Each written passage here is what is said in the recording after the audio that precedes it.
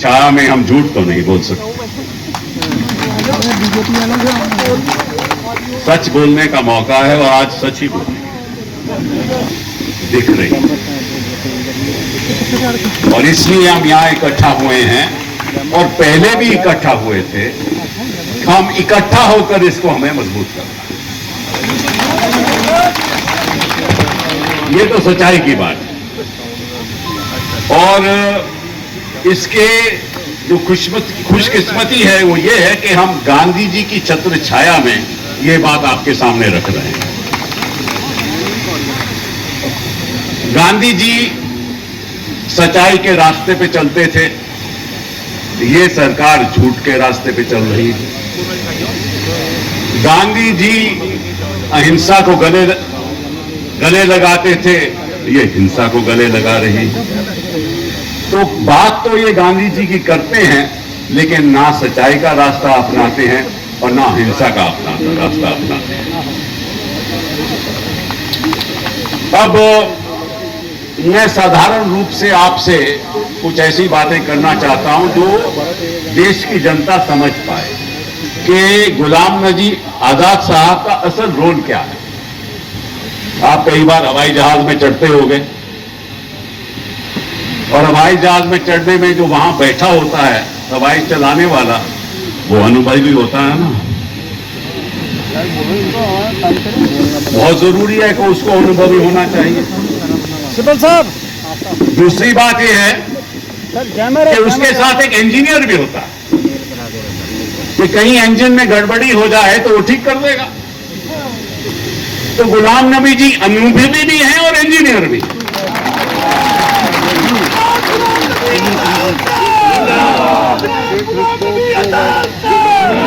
जिले की जमीन असलियत को कांग्रेस को जानते हैं। क्या कांग्रेस की असलियत है, कहां है, सब ना तो नेता लोगों के साथ इनका गहरा संबंध है। और जब हमें ऐसा लगा कि पार्लियामेंट को गुलाम नबी आजाद को आजाद कर रहे हैं तो हमें दुख हुआ। यह सच्चाई की बात है। हमें वहां बैठे बैठे बहुत दुख हुआ।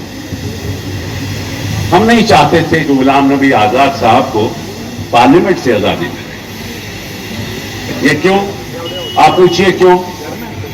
क्योंकि वो ऐसी मिनिस्ट्री नहीं रही जिसमें वो मिनिस्टर नहीं रहे। कोई ऐसा नेता नहीं जिनको व्यक्तिगत रूप से वो जानते नहीं। और जब ये लीडर ऑफ ऑपोजिशन थे, मैं आपको सच्चाई की बात करता हूं कि टेलीफोन जब ये किसी भी नेता को करते थे तो सुबह इनके यहां सभी नेता आकर मीटिंग करते थे। ये एक अनुभवी नेता ही कर सकता है। और मुझे तो इस बात की समझ नहीं आई कि इस अनुभव को कांग्रेस पार्टी इस्तेमाल क्यों नहीं कर रही। ये आज मुझे आज तक बात नहीं समझ आ रही। और इसलिए हम यहां पर उपस्थित हुए हैं कि वही मजबूती जिसकी एक चित्र मजबूती के साथ कांग्रेस पार्टी को हमें आगे बढ़ाना है।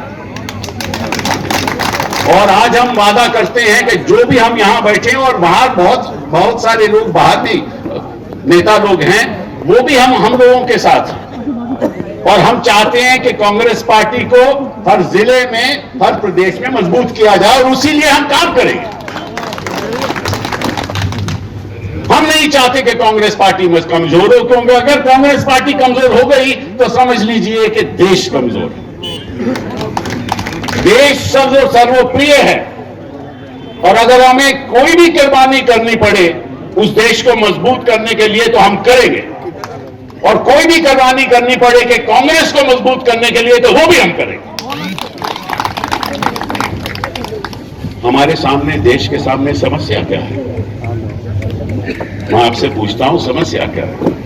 समस्या ये है कि इस देश में एक ऐसी राजनीति और ऐसा राजनेता बैठा हुआ है जिसकी दृष्टिकोण केवल अपनी पार्टी को ताकत दिलाने के लिए लगी हुई है, देश की जनता को ताकत लगाने के लिए नहीं लगी हुई। जहां देखो विवाद, जहां देखो पैसा का खिलवाड़, पैसे का नाच, हमारी चुनी हुई सरकारों को गिराना, कैसे गिराना, पैसों से गिराना और कई और तरीके अपनाना, उनके ऊपर केस चलाना, ये सब जगह हो रहा है, यहां भी हो रहा है, बाहर भी हो रहा है।